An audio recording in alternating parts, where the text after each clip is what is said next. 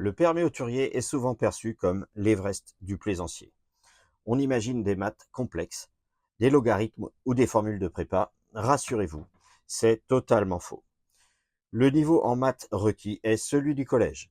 Si vous savez additionner, soustraire, multiplier et diviser en respectant la règle des signes, si vous savez qu'une heure fait 60 minutes et un cercle 360 degrés, vous avez déjà le niveau en maths. Alors, pourquoi certains trouvent ça difficile? Pas parce que c'est compliqué, mais parce qu'on leur présente la théorie sans aucun lien avec la mer. Apprendre des calculs sur une chaise sans comprendre ce qu'ils représentent sur l'eau, c'est là que ça devient pénible. La vraie difficulté n'est pas mathématique, elle est logique. Prenez la dérive par exemple. Ce n'est pas une variable abstraite dans une équation, c'est le vent qui pousse physiquement le bateau, dans la vraie vie. Et le courant, c'est une force très concrète qui déplace tout le plan d'eau et ce qu'il y a dessus, et qui peut vous envoyer sur les cailloux si vous l'ignorez.